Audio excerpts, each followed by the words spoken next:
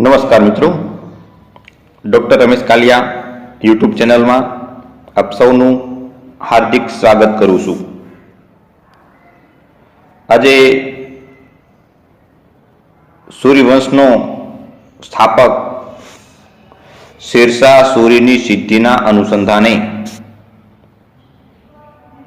ચર્ચા કરીશું।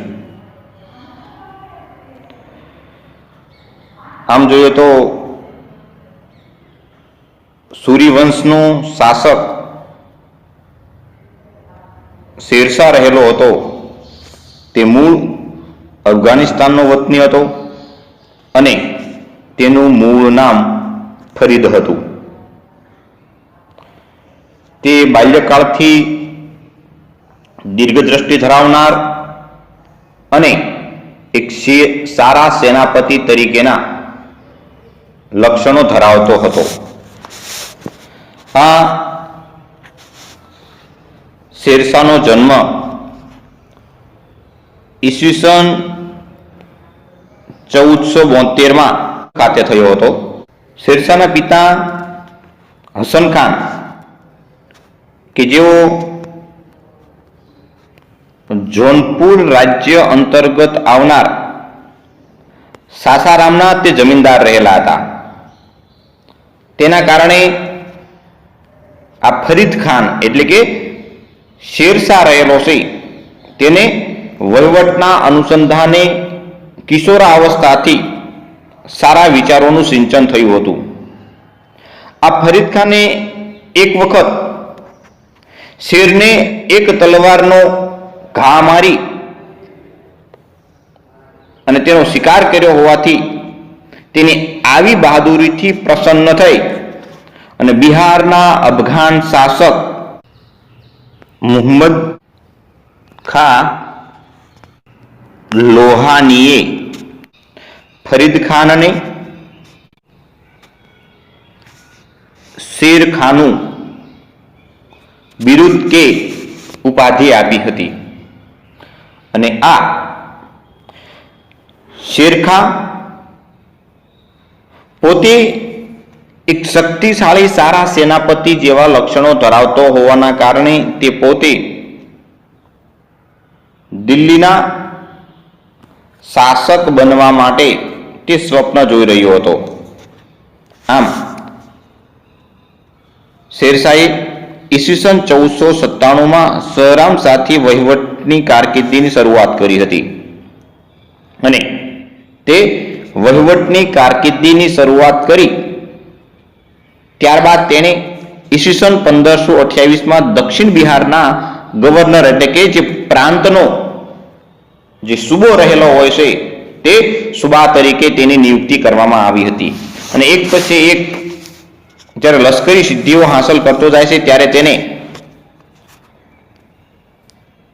દિલ્હીના એક શાસક તરીકે એક સુલતાન તરીકે સત્તા ઉપર બેસવા માટે તે સ્વપ્ન જોઈ રહ્યો હતો અને તેના પરિણામે એ જ સમયે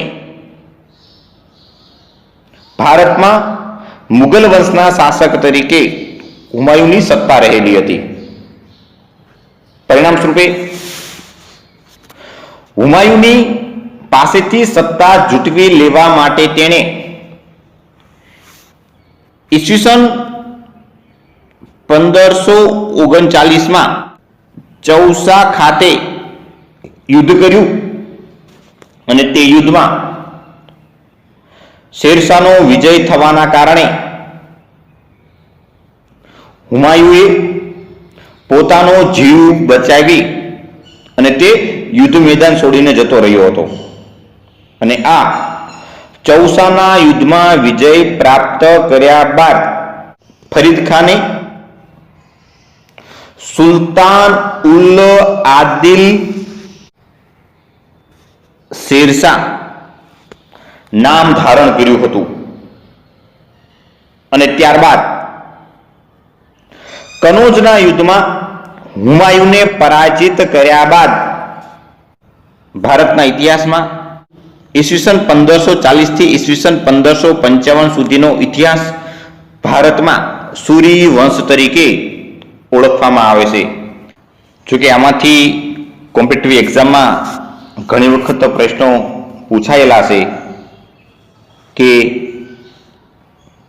શેરશાહનું મૂળ નામ શું રહેલું હતું, તો તેનો જવાબ છે ફરીદ ખાન. એવી રીતે પણ પ્રશ્ન પૂછાઈ શકે કે ફરીદ ખાન એટલે કે શેરશાહે પોતાની રાજકીય કારકિર્દીની શરૂઆત ક્યારે અને ક્યારથી કરી હતી, તો તેનો જવાબ છે ઈસવીસન 1497 થી સાહસારામથી તેને રાજકીય કારકિર્દીની શરૂઆત કરી હતી. એવી રીતે પણ પ્રશ્ન પૂછાઈ શકે કે ફરીદ ખાનને શેરશાહનું બિરુદ કોણે આપ્યું હતું, તો તેનો જવાબ છે મુહમ્મદ ખા લોહાની. અથવા એવી રીતે પણ પ્રશ્ન પૂછાઈ શકે કે દિલ્હીમાં સૂર્યવંશની સ્થાપના કોણે કરી હતી, તો તેનો જવાબ છે શેરશાહ સૂરીએ. અથવા એવી રીતે પણ પ્રશ્ન પૂછાઈ શકે કે એવી રીતે પણ પ્રશ્ન પૂછાઈ શકે કે હુમાયું અને શેરશાહ સૂરી વચ્ચે છેલ્લું કયું યુદ્ધ થયું હતું અને જેમાં શેરશાહનો વિજય થતા તેણે દિલ્હીમાં સૂર્યવંશની સ્થાપના કરી હતી, તો તેનો જવાબ છે કનોજ યુદ્ધ ઈસવીસન 1540. અને આ 1540 કનોજનું યુદ્ધમાં વિજય પ્રાપ્ત કર્યા બાદ દિલ્હી સલ્તનત ઉપર, દિલ્હીની ગાદી ઉપર સૂર્યવંશનું સત્તા સ્થાપિત થઈ હતી. આમ શેરશાહે ઈસવીસન 1540 દિલ્હીની સત્તા સંભાળી તેને સુલતાન તરીકે અનેક પ્રકારના લોક ઉપયોગી કાર્ય કરી અને તેણે પોતાના શાસનકાળ દરમિયાન સુધારાઓ અમલમાં મૂક્યા હતા. આમ શેરશાહ સૂરીએ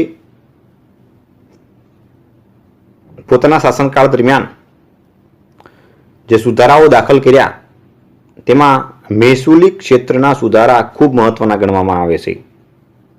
અને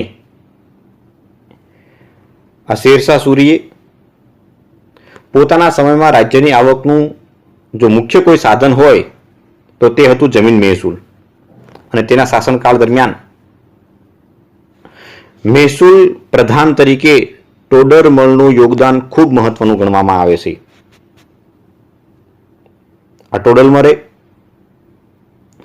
જમીન મહેસૂલના અનુસંધાને તેણે જમીન મહેસૂલ ઉઘરાવવા જમીનના 2 વિભાગો પાડ્યા હતા. તેમાં એક ઉપજાઉ જમીન અને 2 બિન ઉપજાઉ જમીન, એટલે કે ખેતી લાયક જમીન અને બિન ખેડાણ લાયક જમીન. આમ જે ઉપજાઉ જમીન રહેલી હતી તેના પણ 3 ભાગ પાડવામાં આવ્યા. તેમાં ઉત્તમ, મધ્યમ અને નિમ્ન. આમ ઉપજાઉ જમીનના 3 વિભાગો પાડવામાં આવ્યા હતા. અને એ સમયગાળા દરમિયાન જમીન ઉપરનું 1/3 જેટલું જમીન મહેસૂલ વસૂલ કરવામાં આવતું હતું. પરંતુ શેરશાહ પ્રજાપ્રિય શાસક હોવાના કારણે તે દુષ્કાળ કે કુદરતી જેવી આપત્તિ સમયે ખેડૂતોને રાજ્ય તરફથી જમીન મહેસૂલ મળી રહે તે માટે રાજ્ય તરફથી જમીન મહેસૂલ ભરવા રાહત મળતી હતી. દુષ્કાળ કે કુદરતી આપત્તિ સમયે ખેડૂતોને રાજ્ય તરફથી જમીન મહેસૂલ ભરવામાં રાહત મળતી હતી. બીજી મહત્વની બાબત એ હતી કે લશ્કરી કૂચ સમયે જે ખેડૂતોના ઊભા પાકમાં જો લશ્કર હાંકવામાં આવે અને પાકને નુકસાન થતું હોય તો તે નુકસાનની ભરપાઈ જે તે રાજ્યને કરવી પડતી હતી. આમ શેરશાહે જમીન મહેસૂલના અનુસંધાને ખેડૂતોનો આર્થિક વિકાસ થાય અને સાથે સાથે રાજ્યનો પણ આર્થિક વિકાસ થાય તે માટે તેને જમીન મહેસૂલ અમલમાં મૂક્યું હતું. આ ઉપરાંત સુલતાન શેરશાહે જમીનના માપ માટે 32 અંકવાળો સિકંદરી ગજની તથા સનની દંડીનો ઉપયોગ કર્યો હતો. જ્યારે પટ્ટા પ્રથા અને કબૂલિયતની શરૂઆત શેરશાહ સૂરીએ કરાવી હતી. આમ કોમ્પિટિટિવ એક્ઝામમાં પ્રશ્ન પૂછાઈ શકે કે દિલ્હી સલ્તનતના કયા સુલતાને 32 અંકવાળી સિકંદરી ગંજની જમીન માપણી માટે ઉપયોગ કર્યો હતો? તો તેનો જવાબ છે શેરશાહ સૂરી. અથવા એવી રીતે પણ પ્રશ્ન પૂછાઈ શકે કે શેરશાહ સૂરીએ જમીન માપણી માટે કેટલા અંકવાળી સિકંદરી ગંજનો ઉપયોગ કર્યો હતો? તો તેનો જવાબ છે 32 અંકવાળી. અથવા એવી રીતે પણ પ્રશ્ન પૂછાઈ શકે કે શેરશાહ સૂરીએ જમીન માપણી માટે શેનો ઉપયોગ કર્યો હતો? તો તેનો જવાબ છે સિકંદરી ગંજનો. એવી રીતે પણ પ્રશ્ન પૂછાઈ શકે કે દિલ્હીના કયા સુલતાને પટ્ટા પ્રથાનો ઉપયોગની શરૂઆત કરી હતી? તો તેનો જવાબ છે શેરશાહ સૂરીએ. ઘણી વખત કોમ્પિટિટિવ એક્ઝામમાં પ્રશ્ન પૂછાયેલો છે કે શેરશાહના સમયમાં મહેસૂલ મંત્રી તરીકે કે પ્રધાન તરીકે કોની નિયુક્તિ કરવામાં આવી હતી? તો તેનો જવાબ છે મહેસૂલ મંત્રી પ્રધાન ટોડરમલ. એવી રીતે પણ પ્રશ્ન પૂછાઈ શકે કે શેરશાહના સમયમાં જમીન મહેસૂલનો દર કેટલો નક્કી કરવામાં આવ્યો હતો? તો તેનો જવાબ છે 1/3 જેટલો. શેરશાહ સૂરીનું બીજું જે મહત્વનો સુધારો છે એ છે લશ્કરી સુધારા. કારણ કે શેરશાહ એ માત્ર યોગ્ય વહીવટકર્તા કે શાસક તરીકે નહીં, પરંતુ તે એક મહાન લશ્કરી વિજેતા તરીકે તેને નામના મેળવી હતી. અને પરિણામ સ્વરૂપે તેને પોતાના સામ્રાજ્યના રાજ્ય વિસ્તાર કરવા માટે અને પોતાના સામ્રાજ્યને વધારે સુરક્ષિત બનાવવા માટે લશ્કરી વ્યવસ્થાને ખૂબ મહત્વ આપવામાં આવ્યું હતું. અને પરિણામે તેને પોતાની રાજધાનીમાં જે લશ્કર રાખવામાં આવ્યું હતું તે લશ્કર ફૌજ એક ખાસ તરીકે ઓળખવામાં આવતું હતું. તેમાં ખાસ કરીને 15,000નું અશ્વદળ, 25,000નું પાયદળ અને 5,000 જેટલા હાથી દળની પણ વ્યવસ્થા કરવામાં આવી હતી. આ ઉપરાંત તોપખાતાને પણ પોતાના લશ્કરમાં જોડવામાં આવ્યું હતું. આ ફૌજ એક ખાસ નામનું જે લશ્કર ઊભું કરવામાં આવ્યું હતું તે લશ્કરના નિરીક્ષણ માટે બક્ષી એ લશ્કર નામના અધિકારીની નિયુક્તિ કરવામાં આવી હતી. અને પરિણામ સ્વરૂપે શેરશાહે પોતાના સામ્રાજ્યમાં કુલ 50 જેટલા સ્થળો ઉપર લશ્કરી થાણાઓ ઊભા કર્યા હતા. અને મહત્વની બાબત એ રહેલી છે કે શેરશાહે પોતાના લશ્કરમાં બર્મજીદ કૌર અને ગ્વાલિયરના રાજા રામસિંહ જેવા હિન્દુ સેનાપતિઓને પણ લશ્કરમાં યોગ્ય સ્થાન અપાવ્યું હતું. આ ઉપરાંત શેરશાહ સૂરીએ લશ્કરી વ્યવસ્થાને વધારે મજબૂત બનાવવા માટે સૈનિકોની ઓળખ માટે ફરી વખત હુલિયા પદ્ધતિ અને દાગ પદ્ધતિનો ઉપયોગ કર્યો હતો. જે પહેલા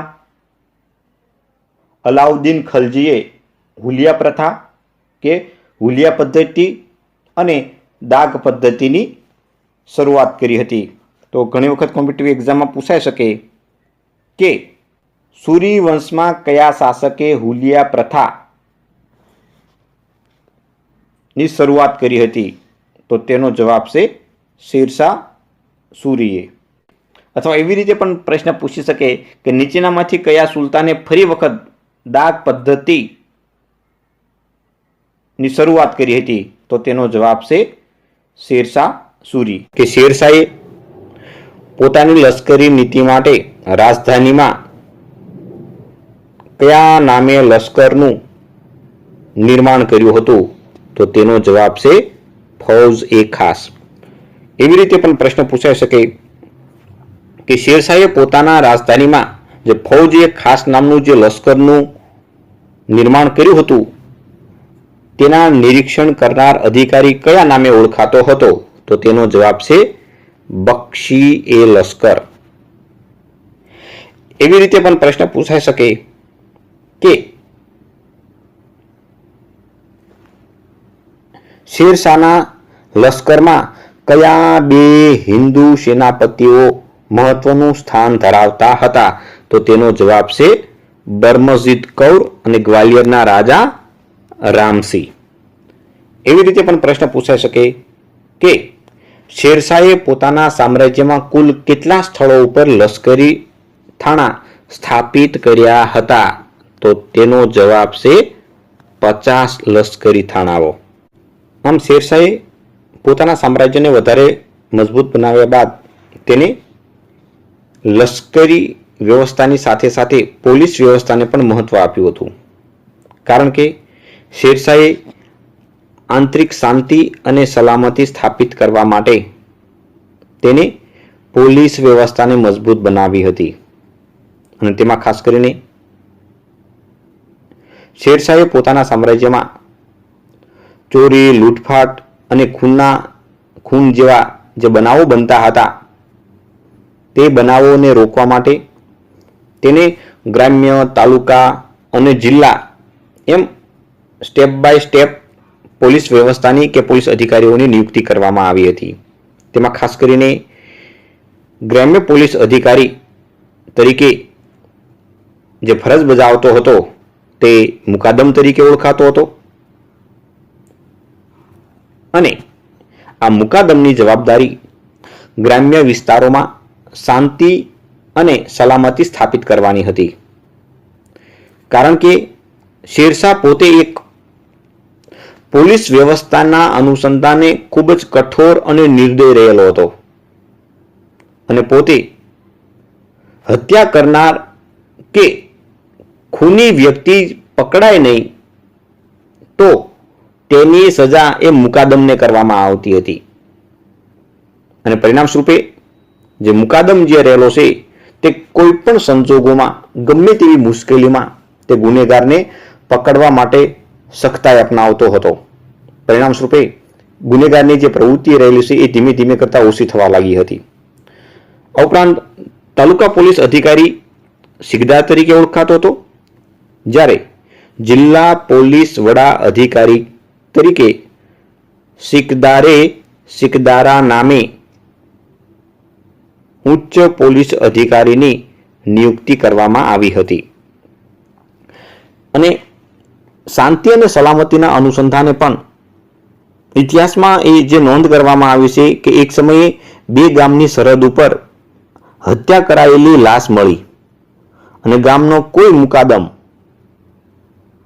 તે લાશને સ્વીકારવા માટે તૈયાર નહોતો. કારણ કે એ મુકાદમ જે રહેલા છે એ એમ કહેતા કે મારી હદમાં નથી આવતું, અને બીજો મુકાદમ જે રહેલો છે એ એમ કહેતો કે મારી હદમાં પણ નથી આવતું.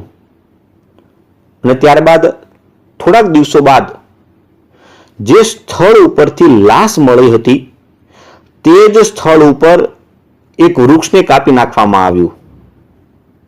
અને જે વૃક્ષને જે સરહદ ઉપરથી કાપી નાખવામાં આવ્યું હતું અને તે ગામનો મુકાદમ આવ્યો અને તેણે કીધું કે તમે આ મારી હદમાંથી વૃક્ષ કાપ્યું છે.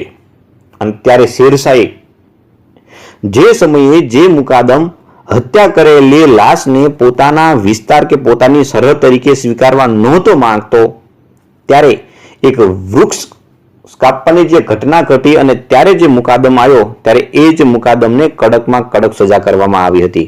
આમ શેરશાહે પોતાની શાસન વ્યવસ્થામાં પોલીસ વ્યવસ્થાને મજબૂત બનાવી આંતરિક શાંતિ અને સલામતી સ્થાપિત કરવા માટે તેને મહત્વની કામગીરી કરી હતી. પરિણામ સ્વરૂપે તારીખે શેરશાહ નામનો જે ગ્રંથ રહેલો છે તે ગ્રંથની અંદર એવો ઉલ્લેખ થયેલો છે કે વટે માર્ગુ વેપારીઓ ભય વિના કિંમતી આભૂષણો રહેલા હોય તે આભૂષણો ભરેલી ટોપલીઓ લઈને તે મુસાફરી કરી શકતા હતા. કોઈ પણ જાતની લૂંટફાટનો એ બનાવો નહોતા બનતા, કારણ કે શેરશાહની જે પોલીસ વ્યવસ્થા હતી તે ખૂબ જ કઠોર રહેલી હતી. ઘણી વખત કોમ્પિટિટિવ એક્ઝામમાં પણ આમાંથી પ્રશ્ન પૂછાઈ શકે કે શેરશાહે જે પોલીસ વ્યવસ્થા ઊભી કરી હતી તેમાં ગ્રામ્ય પોલીસ અધિકારી નીચેનામાંથી કયા નામે ઓળખાતો હતો? તો તેનો જવાબ છે મુકાદમ તરીકે. એવી રીતે પણ પ્રશ્ન પૂછાઈ શકે કે શેરશાહે પોલીસ વ્યવસ્થા સ્થાપિત કરી હતી તે સમયે તાલુકા પોલીસ અધિકારી કયા નામે ઓળખાતો હતો? તો તેનો જવાબ છે સિકદાર તરીકે. અથવા એવી રીતે પણ પ્રશ્ન પૂછાઈ શકે કે શેરશાહના સમયમાં જિલ્લા પોલીસ વડા કયા નામે ઓળખાતા હતા? તો તેનો જવાબ છે સિકદારા. આ ઉપરાંત શેરશાહે પોતાના શાસનકાળ દરમિયાન જે સુધારા દાખલ કર્યા હતા તેમાં ન્યાયકીય ક્ષેત્રે પણ સુધારાનો ઉલ્લેખ થયેલો જોવા મળે છે. શેરશાહ પોતે રાજ્યનો સર્વોચ્ચ ન્યાયાધીશ તરીકે એ કામગીરી બજાવતો હતો. તેણે રાજધાનીમાં આમ ખાસ નામના સભાખંડમાં બેસીને લોકોના પ્રશ્નો સાંભળી અને નિષ્પક્ષ ન્યાય આપતો હતો. પરિણામ સ્વરૂપે શેરશાહનો ન્યાય એ આખરી ન્યાય ગણાતો હતો. તેમ છતાં પણ શેરશાહે પોતાના વડપણ હેઠળ રાજધાનીના ન્યાય વિભાગના વડા તરીકે મુખ્ય કાજીની નિયુક્તિ કરવામાં આવી હતી અને આ કાજી ન્યાય વિભાગના વડા તરીકે ઓળખવામાં આવતો હતો. તે સમયે રાજ્યમાં દીવાની ન્યાય અંગે જે ન્યાયાધીશની નિયુક્તિ કરવામાં આવી હતી તે મુનસિફ તરીકે ઓળખાતો, જ્યારે ફોજદારી અંગે ન્યાય આપનાર ન્યાયાધીશ મુખ્ય સિકદાર તરીકે ઓળખવામાં આવતો હતો. આ ઉપરાંત શેરશાહનો ન્યાય એ નિષ્પક્ષ ગણાતો હોવાથી તે ઇતિહાસમાં સુલતાને આદિલની ઉપાધિ ધારણ કરી હતી. પરિણામ સ્વરૂપે શેરશાહ કહેતો હતો કે ન્યાય એ ધર્મનું સર્વશ્રેષ્ઠ સ્વરૂપ છે અને ન્યાયનો અર્થ અત્યાચારથી દૂર રહેવામાં નહીં, પરંતુ મનુષ્ય સાથે જે ઈમાનદારીપૂર્વક વ્યવહાર કરવો જોઈએ એ જ સાચો ન્યાય રહેલો છે. આમ શેરશાહે પોતાના શાસનકાળ દરમિયાન ન્યાય વ્યવસ્થાને પણ મજબૂત બનાવવા માટેના પ્રયત્નો કર્યા હતા. ઘણી વખત કોમ્પિટિટિવ એક્ઝામની અંદર પણ પ્રશ્ન પૂછાઈ શકે કે શેરશાહે પોતાના શાસનકાળ દરમિયાન રાજધાનીમાં લોકોને ન્યાય આપવા માટે કયા નામના સભાખંડમાં લોકોનો પ્રશ્નો સાંભળી અને ન્યાય આપતો હતો?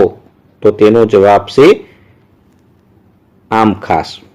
અથવા એવી રીતે પણ પ્રશ્ન પૂછાઈ શકે કે શેરશાહના સમયમાં ન્યાય વિભાગના વડા તરીકે કોની નિયુક્તિ કરવામાં આવતી હતી અથવા ન્યાયાધીશ કયા નામે ઓળખાતો હતો? તો તેનો જવાબ છે મુખ્ય કાઝી તરીકે.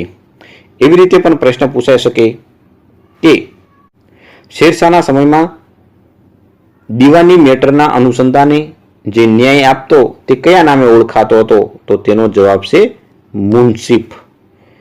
એવી રીતે પણ પ્રશ્ન પૂછાઈ શકે કે શેરશાહના સમયમાં ફોજદારી અંગે ન્યાય આપનાર ઉચ્ચ ન્યાયાધીશની નિયુક્તિ કરવામાં આવી હતી તે કયા નામે ઓળખાતો હતો? તો તેનો જવાબ છે મુખ્ય સિકદાર તરીકે. અથવા એવી રીતે પણ પ્રશ્ન પૂછાઈ શકે કે શેરશાહે ન્યાયની બાબતમાં કઈ ઉપાધિ ધારણ કરી હતી? તો તેનો જવાબ છે સુલતાને આદિલની. શેરશાહે પોતાના સામ્રાજ્યની શાસન વ્યવસ્થા મજબૂત બનાવ્યા બાદ તેને પોતાના સામ્રાજ્યને આર્થિક ક્ષેત્રે મજબૂત બનાવવા માટે પણ પ્રયત્નો કર્યા હતા અને તે માટે તેને ચલણી સુધારા અમલમાં મુકાવ્યા હતા. તેમાં ખાસ કરીને શેરશાહે સોના, ચાંદી અને તાંબુ જેવા જે ભેળસેળના ધાતુઓ કે જે મિશ્ર સિક્કાઓ જે રહેલા હતા તે મિશ્ર સિક્કાઓ રદ કરાવી અને તેની જગ્યાએ માત્ર એક જ ધાતુના શુદ્ધ સિક્કાઓ પડાવવાની તેની શરૂઆત કરી હતી. જેમ કે સોનાનો સિક્કો હોય તો સોનાનો જ તે, ચાંદીનો સિક્કો હોય તો ચાંદીનો સિક્કો, એમાં કોઈ પણ જાતના મિશ્ર ધાતુનો ઉપયોગ કરવામાં આવતો નહોતો. કારણ કે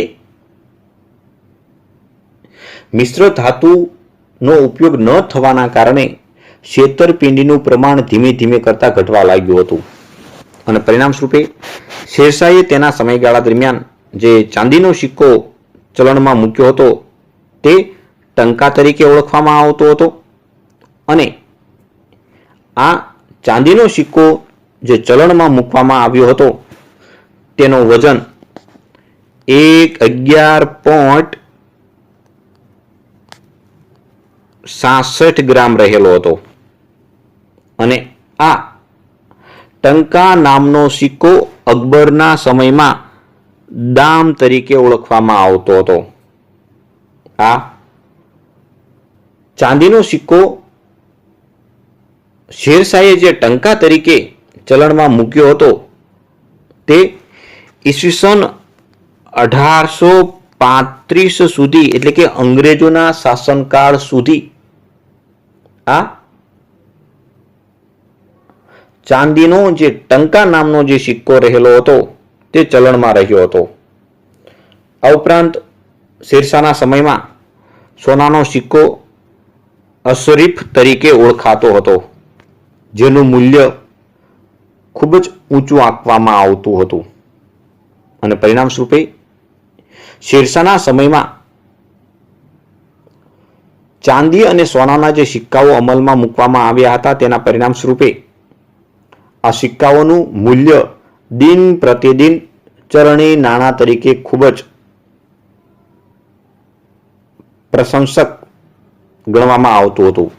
શેરશાહના સમયમાં તેના સામ્રાજ્યમાં કુલ 23 જેટલી ટંકશાળાઓ હતી અને જે ટંકશાળામાંથી સિક્કાઓ પાડવામાં આવતા હતા એ સિક્કા ઉપર નામ, પદવી અને ટંકશાળનું નામ પણ અંકિત કરવામાં આવતું હતું.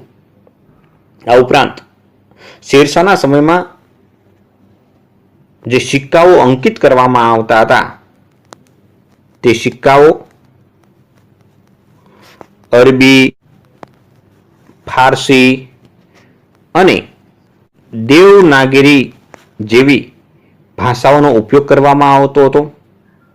મહત્વની બાબત એ છે કે શેરશાહ જે સિક્કાઓ ચલણોમાં મૂક્યા હતા તે સિક્કાઓમાં તેના નામની આગળ તે પોતે શ્રી શબ્દ અંકિત કરાવતો હતો. શેરશાહ એ પ્રથમ શાસક છે કે જેણે સિક્કાઓ ઉપર શ્રી શબ્દ અંકિત કરાવ્યો હોય. આમ શેરશાહે પોતાના સામ્રાજ્યને આર્થિક ક્ષેત્રે મજબૂત બનાવવા માટે ચલણી સિક્કાઓને પણ અમલમાં મુકાવ્યા હતા. ઘણી વખત કોમ્પિટિટિવ એક્ઝામમાં આ પ્રશ્ન પૂછાઈ શકે કે શેરશાહના સમયમાં જે ચાંદીનો સિક્કો ચલણમાં મૂક્યો હતો તે કયા નામે ઓળખાતો હતો? તો તેનો જવાબ છે ટંકા તરીકે. એવી રીતે પણ પ્રશ્ન પૂછાઈ શકે કે શેરશાહે ચલણમાં મૂકેલો ચાંદીનો સિક્કો અકબરના સમયમાં કયા નામે ઓળખાતો હતો? તો તેનો જવાબ છે દામ તરીકે. અથવા એવી રીતે પણ પ્રશ્ન પૂછાઈ શકે કે શેરશાહના સમયમાં જે ચાંદીનો સિક્કો અમલમાં મૂકવામાં આવ્યો હતો તેનો વજન કેટલો આંકવામાં આવતો હતો? તો તેનો જવાબ છે 11.66 ગ્રામ. એવી રીતે પણ પ્રશ્ન પૂછાઈ શકે કે શેરશાહે ચલણમાં જે ચાંદીનો સિક્કો અમલમાં મૂક્યો હતો તે કયા સમય સુધી ચલણમાં રાખવામાં આવ્યો હતો? તો તેનો જવાબ છે ઈસવીસન 1835માં બ્રિટિશ યુગ સમય સુધી. એવી રીતે પણ પ્રશ્ન પૂછાઈ શકે કે શેરશાહે જે સોનાનો સિક્કો ચલણમાં મૂક્યો હતો તે કયા નામે ઓળખાતો હતો? તો તેનો જવાબ છે અસરફી તરીકે. એવી રીતે પણ પ્રશ્ન પૂછાઈ શકે કે શેરશાહે પોતાના શાસનકાળ દરમિયાન કેટલી ટંકશાળાઓ પોતાના સામ્રાજ્યમાં સ્થાપિત કરી હતી? તો તેનો જવાબ છે 23 ટંકશાળાઓ.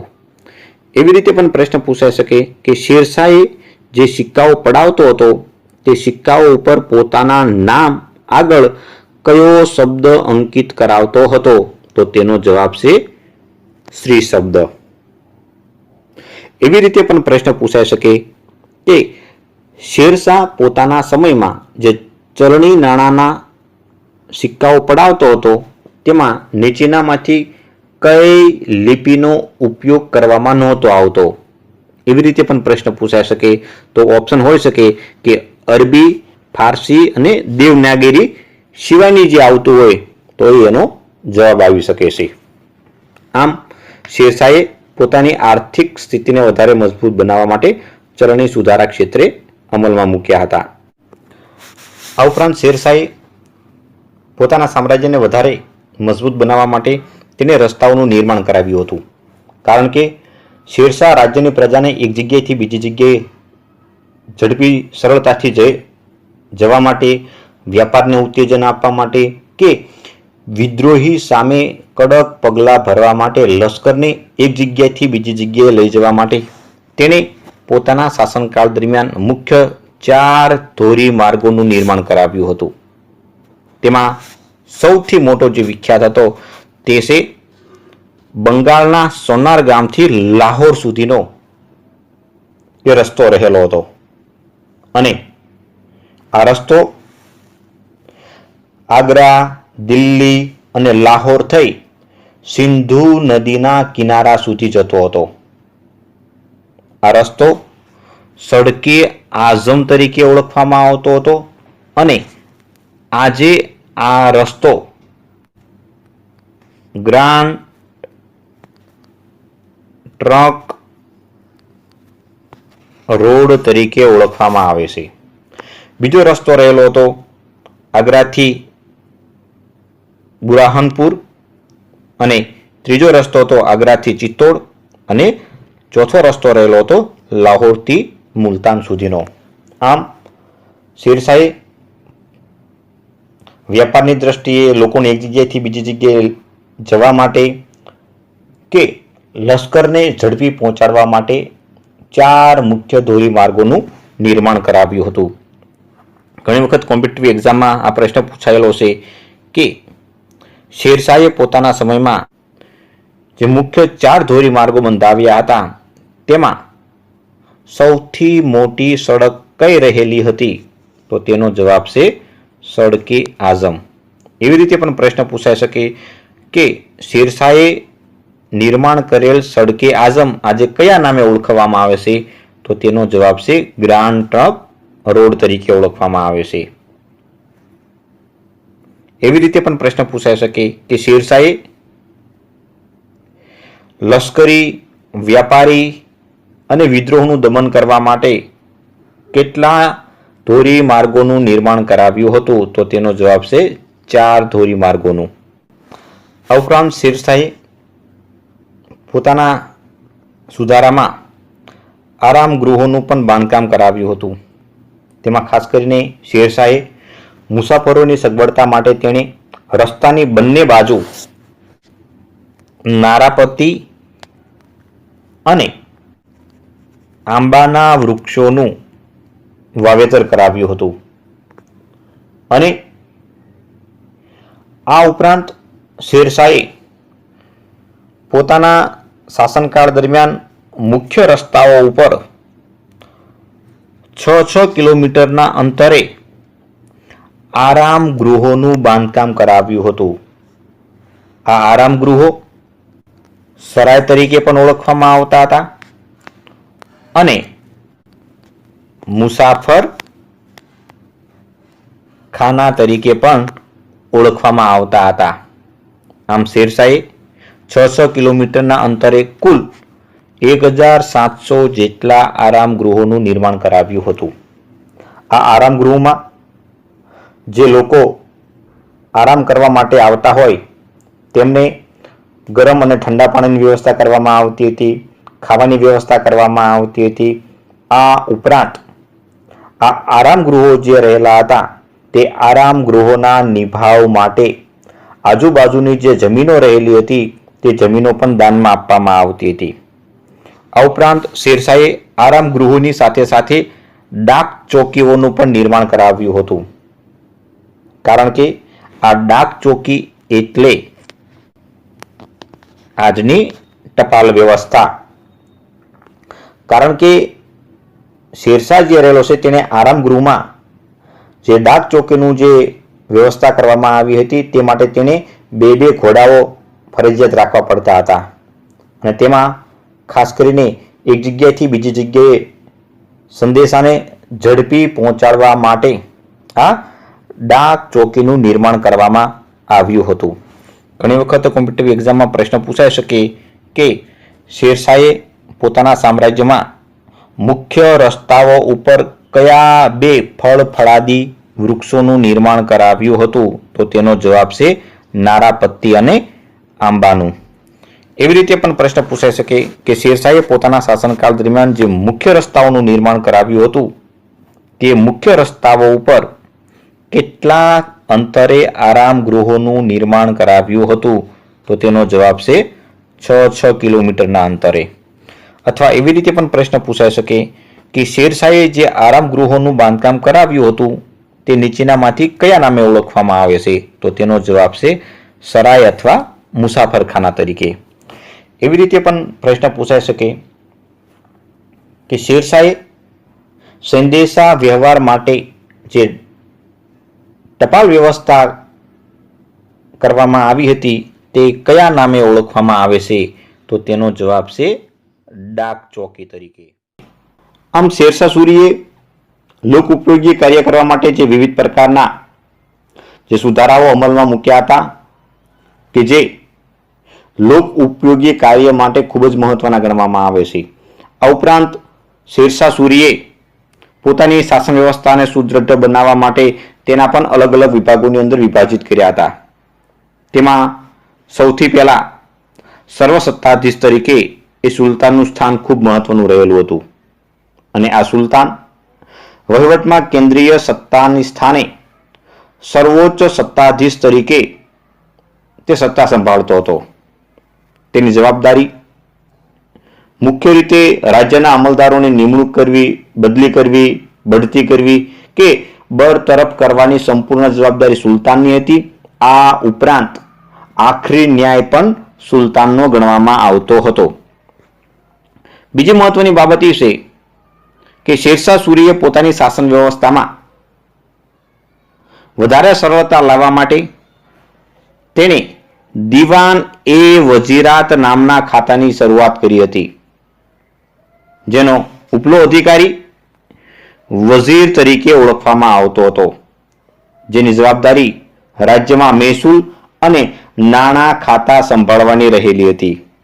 આ ઉપરાંત શેરશાહે પોતાની શાસન વ્યવસ્થામાં દિવાન એ આરિઝના ખાતા ઉપર જે વડાની નિયુક્તિ કરવામાં આવતી હતી તે વડો આરિઝ એ માલિક તરીકે ઓળખવામાં આવતો હતો, જે સંરક્ષક પ્રધાન જેવું સ્થાન ધરાવતો હતો અને તેની જવાબદારી લશ્કરને સંગઠિત બનાવવાની અને શિસ્તતા જાળવવાની સંપૂર્ણ જવાબદારી રહેલી હતી. જ્યારે બીજી તરફ શેરશાહ સૂરીએ રસાલત